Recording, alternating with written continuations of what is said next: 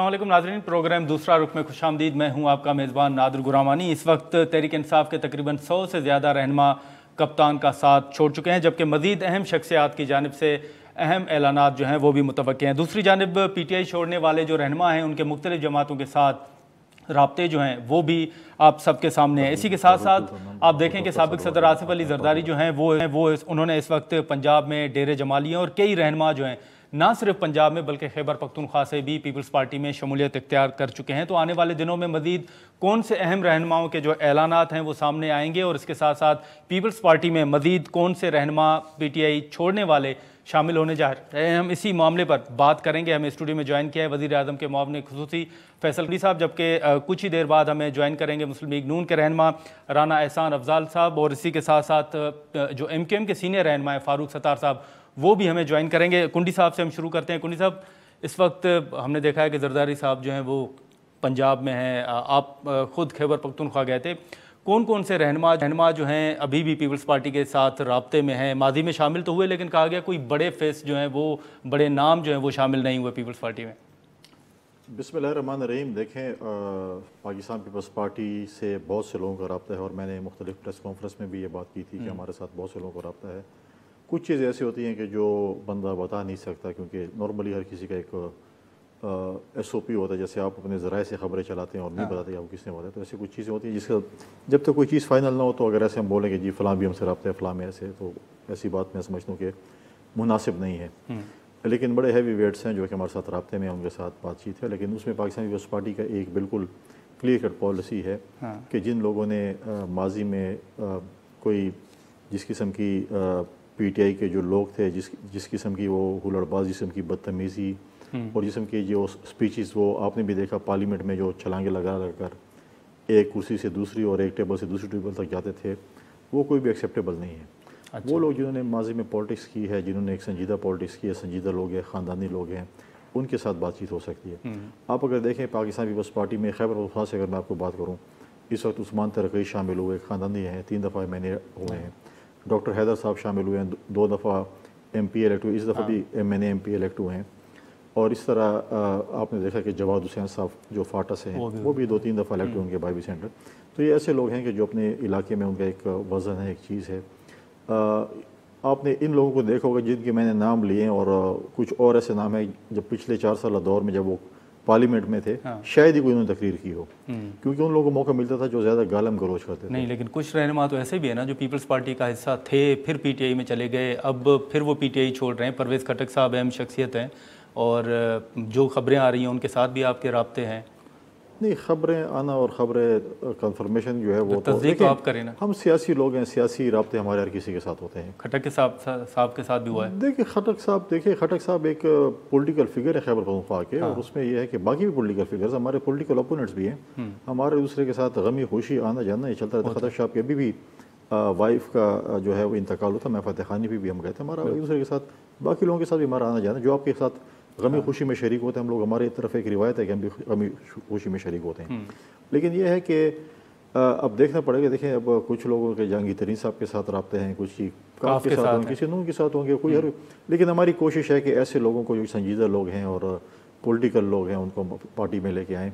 कुछ लोग मजबूरी के तहत शायद उनको भेजा गया था PTI में, लेकिन जिस तरीके से PTI बनाई गई थी उसी तरह PTI ख़त्म हो गई। ये पॉलिटिकल अगर पार्टी होती, मैं हर जगह पे ये मिसाल देता हूँ कि आप सिर्फ प्रेसिडेंट जरदारी साहब के सिर्फ पार्लियामेंट के बहुत ही कम खिताबात होंगे, 5, 6, 10 शायद हों, आप उनका निकाल लें।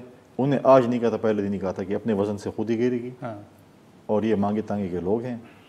और फिर जब इनके साथ होगा तो फिर हम देखिए हमारे लोगों भी किया, हमारे लोगों भी। आप देखें, अगर आप जरदारी साहब को देखें, फरियाल तालपुर साहब को देखें, गिलानी साहब को देखें, शर्जील मेमन को देखें, डॉक्टर आसिम को देखें, ऐसे सब की अगर आप लिस्ट उतारें तो सूरत हाल माइनस कप्तान की तरफ जा रही है। नहीं, उन्होंने भी तो मई की गर्मियाँ गुजारी थी ना, उन्होंने भी तो जून जुलाई की गर्मियाँ गुजारी थी।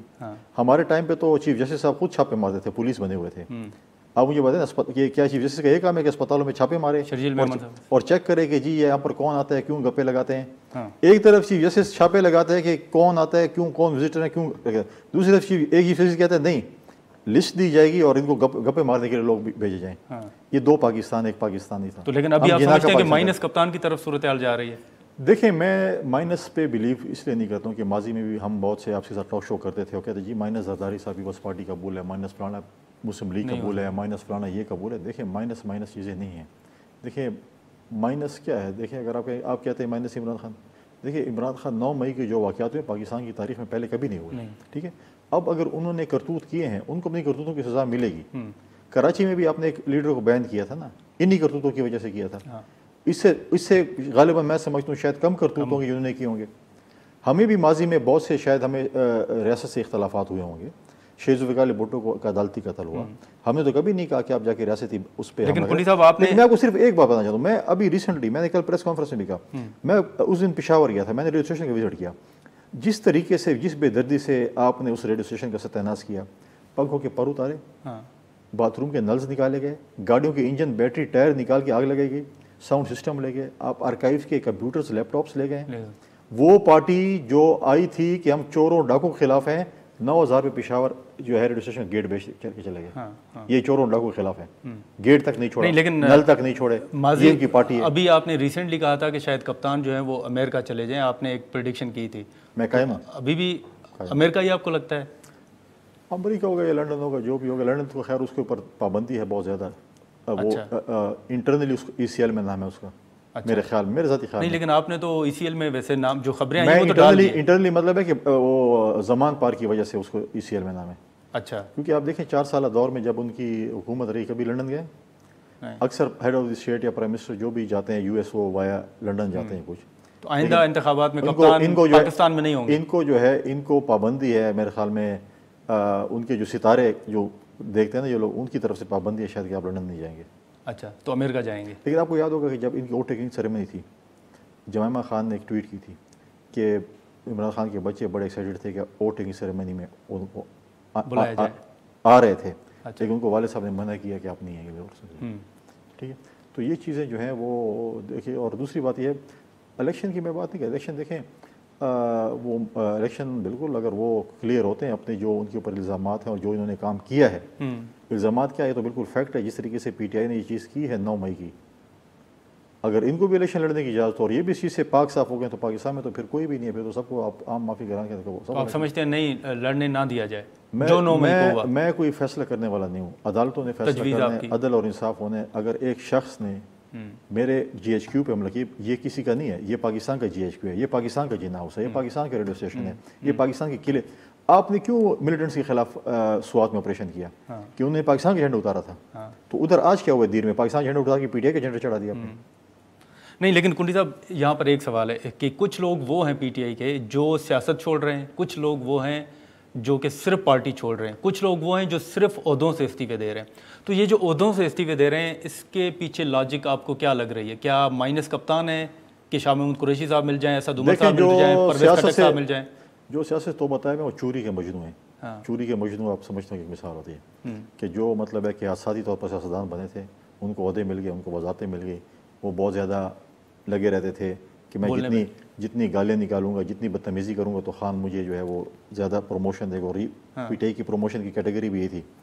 कुछ लोग जो ज़्यादा बोलने वाले थे वो आजकल वो जो कहते थे कि हम इनकलाब लाएंगे, सुनामी होगी, तब्दीली होगी, हम ये कर देंगे, वो कर देंगे, आज वो चूहों की तरह बिल में घुसे हुए हैं। इनकलाब और उसके लिए कुर्बानी आओ ना मैदान में, लोगों को आपने वर्गलाया नहीं। तो इसके पीछे लॉजिक आपको क्या लग रहा है, क्या होने जा रहा है? देखिए कुछ लोग हैं जो कि उसमें मुलविस है, उसमें नहीं है। वो अगर पॉलिटिक्स करेंगे, बिल्कुल अगर जो मुलविस है उनको तो सज़ा मिलनी चाहिए। बिल्कुल ज़ीरो टॉलरेंस होगी इस पर। तो चाहे मैं हूँ, चाहे मेरा भाई है, चाहे मेरे रिश्तेदार है, इस पर ज़ीरो टॉलरेंस है। इसमें नहीं है कि यार ये फैसल कुंडे चलो इसको छोड़ दो। शाह महमूद कुरैशी साहब खड़े होंगे किसके साथ? कप्तान के साथ। उसका ट्रैक रिकॉर्ड तो मुझे नज़र नहीं आता। आप देखें किन किन के साथ खड़े रहे माजी में। मुश्किल वक्त में पीपल्स पार्टी को भी छोड़ गए थे, लेकिन अभी तक वो जेल में, कोई प्रेस कॉन्फ्रेंस नहीं की उन्होंने। चलो टाइम आएगा, आने वाले दिनों में देख रहे हैं। देखिए उनका अपना ज़ाती फैसला है, क्या किसके साथ खड़े होते हैं, किसके साथ नहीं खड़े होते। तो ये जो परवेज इलाही साहब की भी आप कोई प्रेस कॉन्फ्रेंस होते हुए देख रहे हैं? मैं तो प्रेस कॉन्फ्रेंस नहीं करवा रहा हूँ, जो मुझे ऐसे पूछे। जो आप सियासतदान हैं, आपको लग रहा, जो सूरत हाल आपके सामने है, जो उन्होंने वीडियो स्टेटमेंट जारी किया कि नहीं हम खड़े हुए हैं, तो आपको लगता है कि वो खड़े रहेंगे या सूरत हाल ऐसी है? मैं समझता हूँ कि कुछ ऐसे सियासतदान हैं कि जो इस चीज़ में मुलविस नहीं थे, जो इस किस्म के उन्होंने माजी में प्रेशर देखे हों, तो शायद वो मतलब पॉलिटिक्स अपनी कंटिन्यू करेंगे। चाहे वो PTI के साथ कंटिन्यू करते हैं, चाहे वो अपना ग्रुप बनाते हैं, चाहे क्या करते हैं वो अपने हैं। लेकिन जो लोग, मैं समझता हूँ कि जो किस्म के, देखिए आप देखें, मुवाजना करें, आप पिछली पार्लियामेंट को उठाएं, हाँ। अपने टॉक शोज उठाएं कि कौन लोगों को पीटीआई वाले भेजते टॉक शोज में, किन को वहाँ पर तकरीरें मिलती थी और क्या क्या गुफ्तगू होती थी, और जिस गुफ्तगू में गालम गलोच और बेइज्जती ज़्यादा होती थी वो बंदा हमेशा प्रमोट। लेकिन ये जो अडियाला जेल के बाहर चौधरी फवाद की प्रेस कॉन्फ्रेंस थी, इससे आपने क्या नतीजा अखज़ किया, ये क्या मामला था? क्योंकि उन्होंने जिनके नाम लिए उन्होंने तरदीद कर दी कि हमारा तो कोई रब्ता नहीं है फवाद चौधरी के साथ। तो वो फवाद चौधरी जेलर से मिलने गया था अंदर। उन्होंने तो शाह महमूद कुरैशी का नाम लिया था, तो उनकी बेटी ने तरदीद कर दी, परवेज़ खटक साहब ने तरदीद कर दी, असद कैसर ने तरदीद कर दी। देखिए, बाकी को नहीं पता, जो प्रेस कॉन्फ्रेंस फवाद चौधरी और 2-3 लोगों ने की थी अडियाला जेल के बाहर की, तो किससे मुलाकात करने गए थे ना। हाँ। तो डेफिनेटली तो क्या वो अपोजिशन ग्रुप बनते हुए आप देख रहे हैं अलग? वो तो उनका अपना ज़ाती फैसला, मुझे नहीं पता। अपना ग्रुप बनाते हैं, पॉलिटिक्स करते हैं, किसके प्लेटफॉर्म पे करते हैं, कैसे करते हैं। जहांगीर तरीन साहब दोबारा एक्टिव हैं, जिन लोगों से उन्होंने मतलब है कि जहाज़ पे लेके आए थे, उधर उतारा था, अपनी अमानत किसी के सपोर्ट की, तो अमानत शायद वापस लेने जा रहे हैं। पीपल्स पार्टी के साथ राब्तों की भी खबरें आ रही हैं फवाद चौधरी की। नहीं, मेरे मुताबिक मेरे साथ तो कोई रब्ता उनका नहीं है, किसी और के साथ उनका अगर रब्ता हो तो फिर। अच्छा, अगर पार्टी में आते हैं तो वेलकम करेगी पीपल्स पार्टी उन्हें? मुश्किल है, पार्टी लीडरशिप ने फैसला करना है, लेकिन मुझे जो पार्टी ने जो पैमाना रखा हुआ है, जो चीज़ है, मुझे नहीं लगता कि शायद पार्टी एक्सेप्ट करेगी। शायद पॉलिटिक्स है, कोई पता नहीं है, लेकिन मुझे नहीं लगता। मुश्किल है, पॉलिटिक्स में हम हर आखिर कोई नहीं है, कोई बात नहीं कर सकते रहा है या नहीं है। लेकिन जो पार्टी लीडरशिप ने यह फैसला करना है कि क्या करना है इसमें। जो परवेज़ खटक साहब का ट्रैक रिकॉर्ड है, जो सूरत हाल रही है, आप उनको वेलकम करेंगे? क्योंकि उनके करीबी रिश्तेदार तो पार्टी में पहले ही शमूलियत अख्तियार कर चुके हैं। देखिए, मैं कोई नहीं हूँ कि मैं फैसला करूँ कि कौन आ सकता है। सर, आप सेक्रेटरी इत्तलात हैं। मैं सेक्रेटरी इत्तलात हूँ, तो मैं आपके साथ टॉक शोज कर सकता हूँ, प्रेस कॉन्फ्रेंस कर सकता हूँ, लेकिन ये है कि हमारे मुख्तलिफ लोग हमारे होते हैं। मैंने पहले से कहा, दोस्त वगैरह होते हैं, उनसे बातचीत होती है। बहुत से लोगों के साथ बातचीत शुरू है इंशाल्लाह ताला। बहुत सी press conference Pakistan Peoples Party ने और भी करनी है, शमूली तकरीबें बहुत सी होनी है, आपको भी दावत देनी है। कोई 2-3 नाम ही और आप कभी ज़रा से नाम बताते हैं कि फला, आप तो ज़रा से लिखते हैं, आपने कभी नाम बताया कि मुझे फलाने? चलिए, हम आपका नाम नहीं चलाएंगे, हम ज़रा से चला देंगे। लेकिन देखिए, आपने परवेज़ खटक साहब का नाम लिया है। परवेज़ खटक साहब ने माजी में पीपल्स पार्टी में काम किया है, ज़रदारी साहब के साथ भी काम किया है, फिर वो पीटीआई में गए। तो मैंने ये कहा कि अगर जो भी राब्ते जिसके साथ भी होते हैं, फिर लीडरशिप से फैसले होते हैं कि लीडरशिप क्या कहती है, उसके बाद ही फैसले। लेकिन जो हमने देखा कि जैसे मैंने शुरू में जिक्र किया कि ज़रदारी साहब का फोकस इस वक्त पंजाब है, लेकिन वहीं पर आप देखें कि जहांगीर तरीन जो हैं वो सबसे ज़्यादा मुतहरिक भी नज़र आ रहे हैं। तो पीपल्स पार्टी को कोई थ्रेट नहीं है कि जहांगीर तरीन साहब जो हैं, कोई अलग पार्टी की बातें भी आ रही हैं, लोग भी उनके साथ रब्ता कर रहे हैं?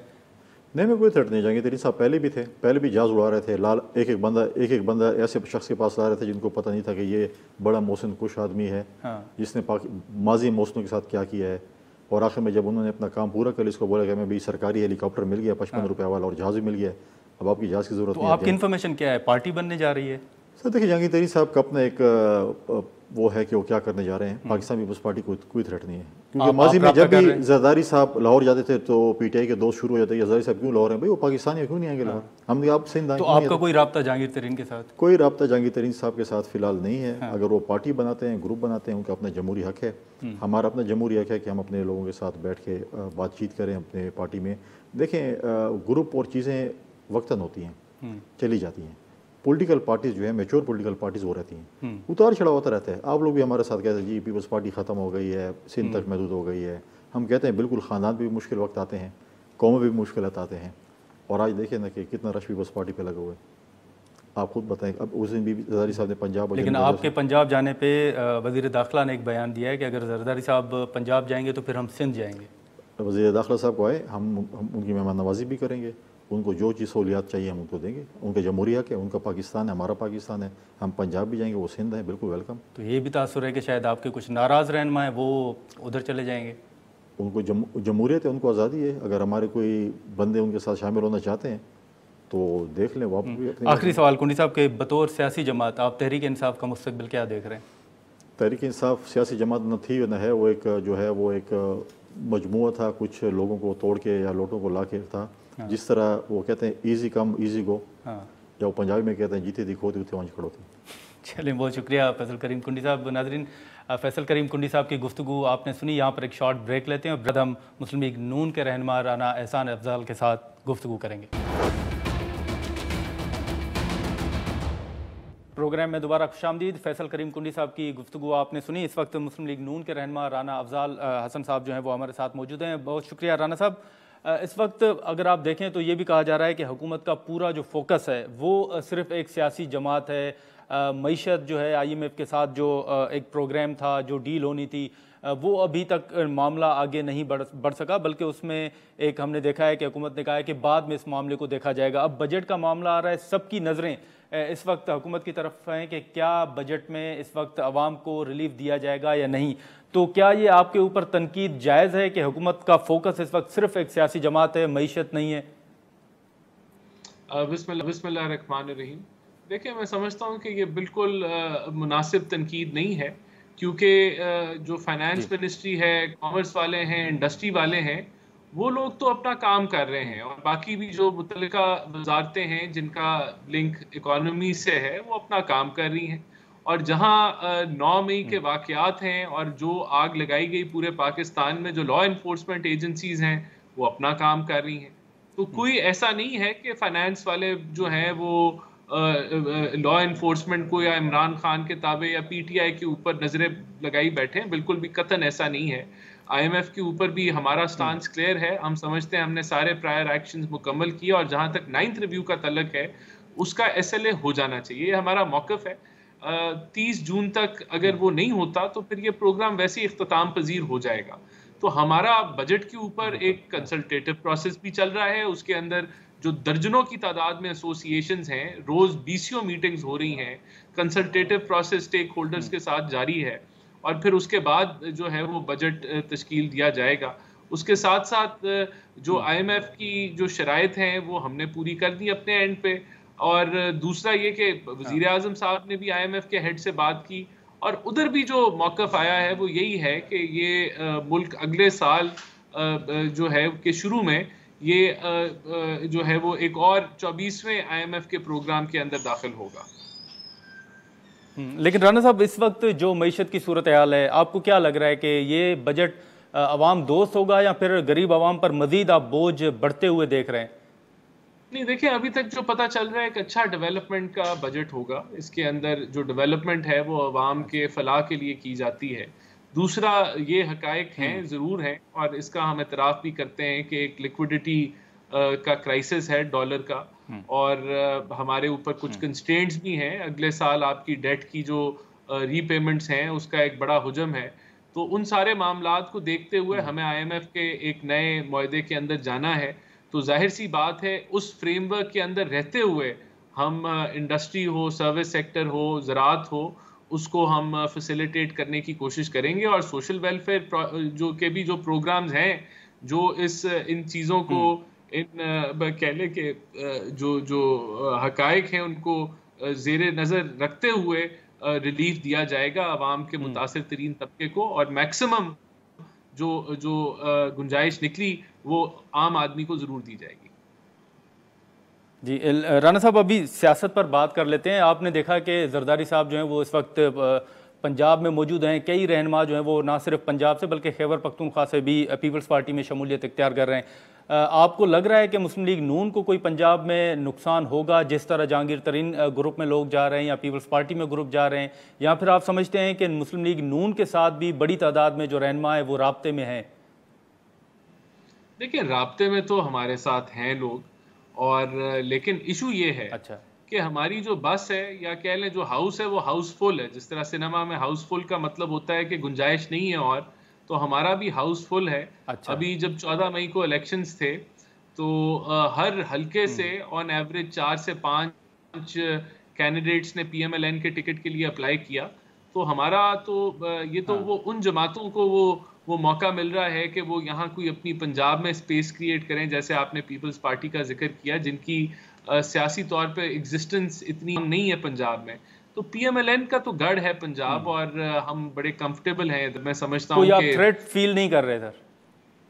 नहीं, थ्रेट अब मैं समझता हूँ मुस्लिम लीग नून जो है वो 2/3 अक्सरियत से जो है वो पंजाब में हुकूमत बनाएगी और ये बड़ी क्लियर हमें नज़र आ रही है। इंशाल्लाह ताला हमारे कैंडिडेट चाहे साउथ पंजाब हो, सेंट्रल हो, नॉर्दर्न पंजाब हो, हमारी अच्छी हमारे पास A ग्रेड कैंडिडेट्स मौजूद हैं पूरे पंजाब के अंदर। सर, इस वक्त जिन रहनुमाओं ने प्रेस कॉन्फ्रेंस की जिसमें फवाद चौधरी भी शामिल हैं, क्या उन्होंने भी कोई मुस्लिम लीग नून से रब्ता किया है? क्योंकि बातें चल रही हैं कि मुस्लिम लीग नून से भी उनका रब्ता हुआ है, फिर पीपल्स पार्टी से भी उनका रब्ता हुआ है। देखें, मैं नाम तो नहीं डिस्क्लोज करूंगा, लेकिन जाहिर सी बात है जिस तरीके से पत्ते झड़ रहे हैं, ये कोशिश करेंगे कि कहीं ना कहीं ये एडजस्ट हो। अब वो नई जमात आती है, कोई लोग पीपल्स पार्टी में जाते हैं, लेकिन मैंने जिस तरह आपको बताया कि पीएमएलएन का तो पहले ही हाउसफुल है, राब्ते हैं लोगों के, ख्वाहिशात होंगी, लेकिन बहुत सिलेक्टिव मामला होगा पीएमएलएन की तरफ से। ठीक है राना साहब, लेकिन एक अभी जो सुओ मोटो से मुतल्लिक सुप्रीम कोर्ट से मुतल्लिक एक बिल था, वो भी अब मामला आपके सामने है, तो अब सब सवाल ये कर रहे हैं कि मियाँ साहब जो हैं वो वापस कब आ रहे हैं, या फिर जो रिव्यू पिटीशन है वो मियाँ साहब कब फाइल करने जा रहे हैं। तो इस हवाले से कोई डेवलपमेंट है कि मियाँ साहब ने कोई फैसला किया हो रिव्यू दायर करने के लिए, या फिर वापसी से मुतल्लिक कोई फैसला? देखें, ये वापसी का फैसला तो पार्टी की सीनियर क़यादत करेगी, और इसके ऊपर मैं समझता हूँ इलेक्शन से पहले उनके आने के इम्कानात बहुत ज़्यादा हैं। और जो अपील का जो मामला है कि अपील की गुंजाइश दी जाएगी, ये तो एक आईनी हक है, क्योंकि सुओ मोटो जब आप लेते हैं तो आप सुप्रीम कोर्ट को ट्रायल कोर्ट बना देते हैं, और एक आम आदमी के जो फंडामेंटल राइट्स हैं वो मजरू कर दिए जाते हैं। तो ये जो अपील का हक है, इसके अंदर फैसला जो है वो सुप्रीम कोर्ट के हाथ में ही होगा, लेकिन एक लार्जर बेंच करेगा फैसला। तो हम पूरी उम्मीद है कि ये जो बोगस केस है, जो अब तक काफ़ी हकायक तो अब आम आदमी के पास हैं कि किस तरीके से साकिब निसार की कोर्ट ने इन मामले को जो है वो सारे मामला ये पॉलिटिकल विक्टिमाइजेशन की एक एजेंडा था, एक प्लान था, तो ये तो रद्द हो जाएगा। तो इंशाल्लाह ताला हम पूरी उम्मीद है कि मियां नवाज शरीफ साहब इलेक्शन से पहले पाकिस्तान में होंगे, लेकिन इसकी हतमी डेट अभी तक जो मेरे पास तो नहीं है, और ना अभी तक पार्टी लीडरशिप ने ऐसी कोई डेट दी। लेकिन जो रिव्यू फाइल करने का फैसला है, आप समझते हैं कि वो भी फैसला अभी तक नहीं हुआ? देखें, ये चीज़ें पहले तो अभी सेटल होंगी कि ये रिव्यू के मामला जो हैं ये कंफर्म हो जाएं, और इंशाल्लाह कंफर्म ही है, क्योंकि अब एक्ट और लॉ बन चुका है, और आर्टिकल 191 के तहत जो सुप्रीम कोर्ट है उसने अपने रूल्स ऑफ प्रोसीजर कॉन्स्टिट्यूशन और लॉ के मुताबिक बनाने होते हैं। तो अगर लॉ में अमेंडमेंट आ गई है, कोई लेजिस्लेशन हो गई है, तो वो फिर अपडेटेड लॉ ही इम्प्लीमेंट होगा। तो अभी देखते हैं इंशाल्लाह ताला ये लीगल टीम हमारी कब इसके ऊपर फाइल करती है। जल्द ये वही अनाउंस करेगी जो लीगल टीम हमारी है।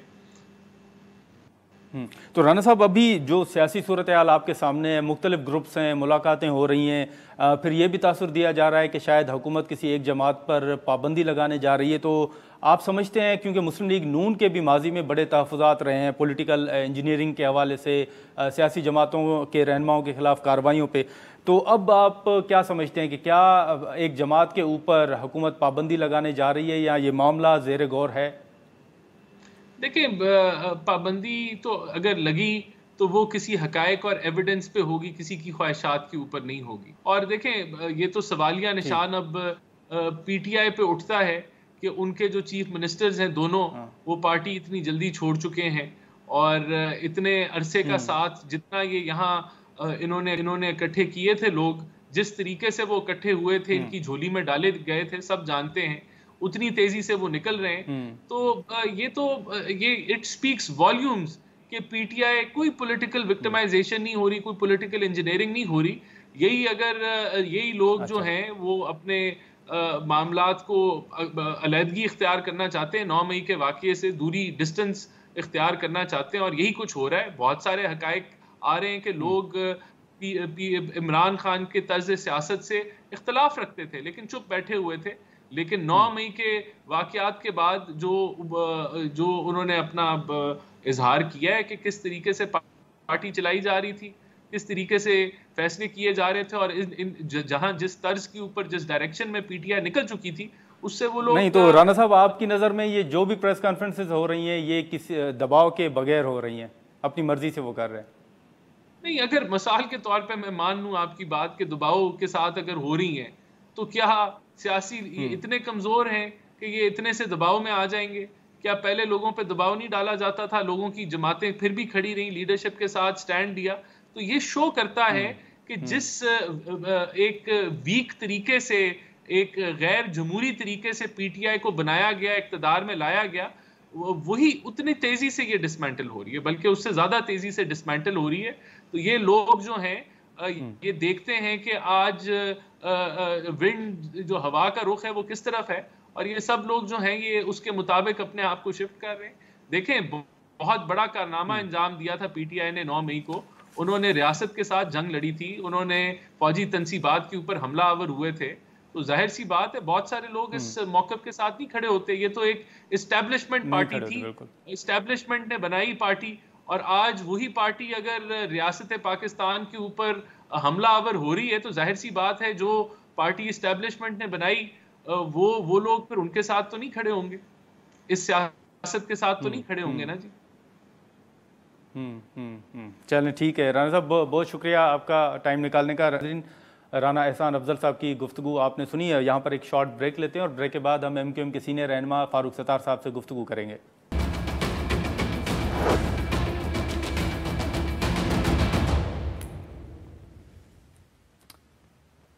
प्रोग्राम में दोबारा खुशामदीद नाज़रीन। आपने फैसल करीम कुंडी साहब और राना एहसान अफजल साहब की गुफ्तगू आपने सुनी। इस वक्त MQM के सीनियर रहनुमा डॉक्टर फारूक सत्तार साहब हमारे साथ मौजूद हैं। बहुत शुक्रिया फारूक सत्तार साहब। सर, ये एक चीज़ जो मुसलसल हुकूमत पर तनकीद भी हो रही है, सूरत हाल, सियासी राब्ते, पार्टी छोड़ना, प्रेस कॉन्फ्रेंसेज, ये सारा मामला आपके सामने है।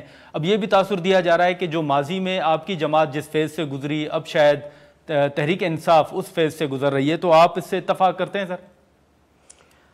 मैं इससे इस हद तक तो इत्तफाक करता हूँ कि पाकिस्तान में ये जो कुछ हो रहा है इस वक्त, और पीटीआई को जो शिकायतें हैं, और अगर पीटीआई समझती कि उसके साथ कोई जुल्म और ज़्यादती हो रही है, तो ये कोई पहली मरतबा नहीं हो रहा किसी सियासी जमात के साथ।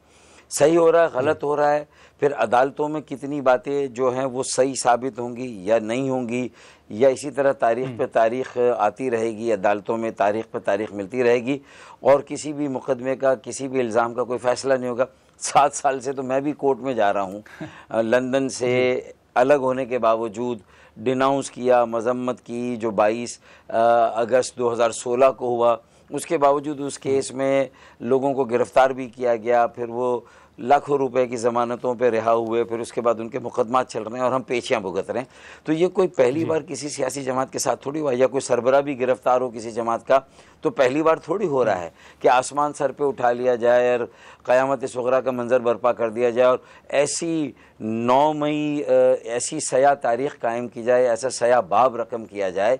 रियासती जो हमारे तनसीबात हैं, जो अस्करी तनसीबात, उनको जो है वो हम उन पर हमला किया जाए, कब्ज़ा किया जाए, नज़र आतिश किया जाए, लूट मार की जाए, ये सारे सीन तो मंजरनामे शायद हमारे भी किसी एहतजाज में ऐसा तो कभी भी नहीं हो। तो मैं ये कहूँगा कि देखिए, मैं ये शेर पढ़ता था तो उस वक्त लोगों को समझ में नहीं आती थी कि मैं आज ज़द पे अगर हूँ तो खुशगुमा ना हो, मैं आज ज़द पे अगर हूँ तो खुशगुमा ना हो, चराग सब के बुझेंगे, हवा किसी की नहीं। तो उस वक्त सब चुप थे, सब खामोश थे। तो मैं यही कहता था, आपकी हमने कौमी असम्बली में ये शेर पढ़ते हुए मैंने आपको सर देखा है वहां पर भी। लेकिन माजी करीब में सर अब ये अहमद फराज के बेटे जो हैं वो ये शेर, उनके जो बेटे हैं वो ये शेर पढ़ रहे हैं। तो मुझसे ना पूछे कि क्या ये वही उनके साथ हिस्ट्री रिपीट हो रही है जो हमारे साथ हुआ था, बल्कि वो इसकी तस्दीक और तायीद करे कि ये तो बिल्कुल वही वैसा ही हो रहा है जैसे MQM के साथ चलें। अपने ऊपर अगर कुछ गलत हो रहा है उनके मुताबिक, कुछ नाजायज़ हो रहा है, कुछ गैर आईनी और कानूनी हो रहा है, तो कम से कम ये तो कहे कि हाँ, ये जब MQM के साथ हो रहा था तो हम उसको हमने उसको इंसानी मसला नहीं समझा, हमने उसको एक सियासी मसला नहीं समझा, हमने उसे एक लसानी मसला और एक मुल्क दुश्मनी वाला मसला समझा था। तो लेकिन फारूक भाई, ये भी आप देखें कि माजी करीब में आपके बड़े तहफ़्फ़ुज़ात रहे हैं मौजूदा हुकूमत के साथ भी। हमने देखा कि उस दिन कौमी असम्बली में आपकी पार्टी ने वॉकआउट भी किया खुर्रम दस्तगीर साहब के रवैये के ख़िलाफ़, लोड शेडिंग के ख़िलाफ़। तो अभी मौजूदा हुकूमत के साथ MQM के जो ताल्लुकात हैं, आप क्या समझते हैं? क्या वो तहफ़्फ़ुज़ात आपके ख़त्म हो गए हैं या अभी भी आपको गिले शिकवे हैं? इस मुल्क में जो बड़ी जमातें हैं बदकिस्मती के साथ, उनकी तवज्जो इख्तिदार और सिर्फ इख्तिदार के लिए, उनकी सियासत सिर्फ इख्तिदार को फोकस करती है। PTI ने भी जो गुज़िश्ता 1-1.25 साल में ये जो सो कॉल्ड नाम नहाद जो अवामी तहरीक या मोबिलाइजेशन कायम की ना, वो भी इख्तिदार चूँकि चला गया था ना, वो इस इख्तिदार के हुसूल के लिए थी।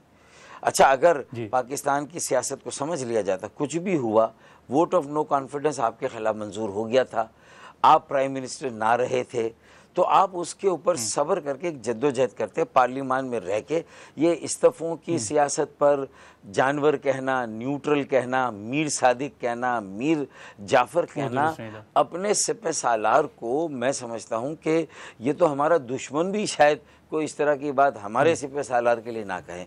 तो ये वो सारी बात, लेकिन फारूक भाई, 9 मई जो, हाँ फिर देखिए जो 9 मई, लेकिन अच्छा पहले मैं तो एएनपी वालों के साथ बहुत अब हंसता बोलता हूँ, तो उनको कहता हूँ देखिए तुम तो 12 मई को कहते थे कि वो सया तरीन दिन था जब 48 लोग कराची में शहीद हुए थे और एमक्यूएम पर उसका मलबा गिराया जाता, जबकि एमक्यूएम के भी 14 लोग शहीद हुए थे। तो मैंने कहा चले अब ये 9 मई हुई है तो लोगों को पता चला है कि भाई वो तो फिर भी सया तरीन नहीं, बल्कि उसमें तो कुछ सफ़ेदी भी थी, कुछ सफ़ेद था। ठीक है, लेकिन फारूक भाई जो आपके गिले शिकवे हैं हुकूमत के साथ वो ख़त्म हो गए। हाँ, हुकूमत के साथ तो गिले शिकवे रहेंगे ना। देखिए छोटी जमातों को नज़रअंदाज किया जाता है, कुर्बान किया जाता है, इक़्तिदार की सियासत होती है, और फिर जो उनका अपना वोट बैंक है, local politics is real politics, सारे वसाइल वहीं, तामीरात के काम, तरक्याती काम। देखें ना, पंजाब के हर शहर में पब्लिक ट्रांसपोर्ट है, कराची में नहीं है। जी, मेमन साहब कह रहे हैं वहाँ पे हम वो पीपल बस उन्होंने शुरू की है। देखिए जो बस अभी शुरू की वो पहली एक लाइन आई है, वहाँ ट्रेन चल रही है, फिर ये सारी बस सर्विस इस्लामाबाद में पहले आई, पिंडी में पहले आई, लाहौर में पहले आई। बताने का मकसद है मुल्तान में ये सारी चीज़ें पहले शुरू हुई, कराची में तो सबसे आखिर में सिलसिला शुरू हुआ ना। तो नज़र, लेकिन फारूक भाई एक सबसे बड़ा मसला जो आपको तहफ़्फ़ुज़ात हैं वो सेंसस का मामला भी है। माजी में आपके बड़े तहफ़्फ़ुज़ात इस पर रहे भी हैं, सेंसस पर आपके तहफ़्फ़ुज़ात अभी भी कायम है या आप समझते हैं कि सिंध हुकूमत के साथ बैठ के मामला हल हो गए हैं आपके? नहीं, बिल्कुल नहीं हुए। सिंध हुकूमत तो इसमें सबसे बड़ा फ़रीक है जिसने गैर मुनसिफ़ाना और मुतासिबाना इख्तियार किया तर्ज़ अमल, और एक मरतबा फिर उनके इन्यूमरेटर्स उनके ग्राउंड पे, फील्ड पे वो कर रहे हैं। हमारी आबादी को दबाया गया, एक बार फिर छुपाया गया, चुराया गया, लापता किया गया। पहले 50% आबादी लापता होती थी, अब 40% आबादी लापता है। हाँ, कुछ आबादी रिकवर हुई, वो तो हमने चूँकि सबूत और शवाहिद दिए हमारे तहफ़्फ़ुज़ात के मुताबिक, और पहली मरतबा डिजिटल डेटा ने भी साबित कर दिया 32,000 इमारतों को सही तरह नहीं गिना, 4,000 कच्ची आबादियाँ, सैकड़ों नई सोसाइटियाँ, बहरिया टाउन और गुलजार हिजरी और गुलशन मेमार वगैरह पहाड़ी आबादियों को, बस्तियों को जो तकरीबन नहीं गिना गया, जहाँ हमारे पख्तूनों की एक बहुत बड़ी पॉपुलेशन। मैं नहीं कहता महाजिरों को, गुजरातियों, काठियावाड़ियों को और मेमनों को, या पूर्वी और मराठी और जो मारवाड़ी, उनको आप गिने। मैं कहता हूँ कि भाई सिंधी हैं, बलोच हैं इस शहर में, पंजाबी, पख्तून, सराइकी, हज़ारेवाल, कश्मीरी, गिल, सबको गिना जाए ताकि इस शहर की नुमाइंदगी सही हो, इसकी सीटों में इजाफा हो। ठीक है फारूक भाई, एक आखिरी सवाल, असल में देखें इस वक्त आप देखें देखें आखिरी बात, हुकूमत सिंध नहीं चाहती कि वज़ीर आला सिंध के शहरी इलाकों से आए। अगर सिंध एक है, उर्दू बोलने वाला भी सिंधी है, सिंधी बोलने वाला भी सिंधी है, तो फिर ये फ़र्क क्यों? अच्छा, जैकबाबाद, लाड़काना, कश्मीर की आबादी में 60, 50, 40% इजाफा, और कराची की आबादी में 12% इजाफा, ये कौन मानेगा? जबकि पूरी दुनिया का इन्फ्लक्स यहाँ, अफ़गानी, बर्मी, फिर उसके बाद वियतनामी और सारी दुनिया के लोग भी यहाँ पर हैं, और उसके बावजूद कराची की आबादी जो है वो उसमें इजाफा उस कदर ना हो जितना अंदरून सिंध में। हमने मुस्तरद कर दिया 1,91,00,000 की फिगर जो 15 मई को आई थी, और ये तो शुक्र है हमने शोर मचाया। फिर उसके बाद जब भेजा तो 1,43,00,000 में बंद हो रहा था 7 अप्रैल को, ये तो 15 मई तक 48 लाख आबादी की दुरुस्तगी और बेहतरी में इजाफा नहीं कहूँगा। ठीक है, लेकिन फारूक सत्तार साहब ये देखें कि इस वक्त कराची के मेयर का मामला भी जो है वो मामला तमाम बहुत गर्म है। आप देखेंगे जमात इस्लामी और पीपल्स पार्टी के दरमियान ये मामला चल भी रहा है। बतौर सीनियर सियासतदान आपको पीपल्स पार्टी का मौक़िफ़ दुरुस्त लग रहा है या जमात इस्लामी, और मेयर किसको बनते हुए आप देख रहे हैं? फिर वहाँ इक़्तिदार की लड़ाई है। जमात इस्लामी इस बात को भूल गई कि असल नुकसान उसका और मेरा क्या हुआ कि हमारे इलाकों, हमारे ज़िलों, हलकों से 70 सीटें कम कर दी गई। अगर वो कम ना की जाती तो पीपल्स पार्टी चे पिद्दी का शोरबा, कराची में तो उसका वोट बैंक 15% से ज़्यादा नहीं है। वो इलाके जहाँ उसका रिवायती वोट बैंक है वो कराची का 15% है, और उन्होंने 40% तक उसको बढ़ाया। 20,000 के हल्के बनाकर, और हमारे हल्के 90,000 के जमात इस्लामी भुगत रही है। अब वो लकीर पीट रही है। 2 अरब रुपए जो उन्होंने कैंपेन पे खर्च किया था सोशल मीडिया पे, अब उस पर मातम, सफ़े मातम बिछी हुई है वहाँ पर, इसलिए लड़ाई है, इख्तदार की लड़ाई है। भाई कहो ना, असल मसला 70 सीटों का था, बाद में वो बढ़ाई गई, 50 तो बढ़ा दी पीपल्स पार्टी ने, लेकिन वो नुकसान तो जमात इस्लामी मेयर का। कौन होगा, आपका तजिया क्या कहता है? मैं तो कहता हूँ जो भी मेयर होगा, शायद पीपल्स पार्टी का अगर अपना भी मेयर आ जाता है ना, तो शायद कराची के लिए जो सोतेली माँ का सलूक है, कौन सा मुर्तुज़ा वहाब को जो है वो इतने फंड्स दे दिए गए, कौन सा सर्कुलर ट्रेन, कौन सा बिल्डिंग कंट्रोल केएमसी को दे दी गई, कौन सा वाटर बोर्ड केएमसी को दे दिया गया, कौन सा मतलब ये कि मास्टर प्लान और सॉलिड वेस्ट मैनेजमेंट, तो ये सारे 140 है जो आर्टिकल, उसकी तो अभी भी नफी हो रही है। वो तो सारे इख्तियारात पर कब्जा है, सारे वसाइल पर कब्जा है अभी भी। तो मैं समझता हूँ कि जब तक ये निज़ाम नहीं आएगा जो मौसर हो, जो बाइख्तियार हो, उस वक्त तक अवाम के मसाइल कैसे हल करेंगे? तो ठीक है फारूक सत्तार साहब, आपका बहुत शुक्रिया। नाज़रीन, आज के प्रोग्राम में इतना ही, इजाज़त दें, अल्लाह हाफ़िज़।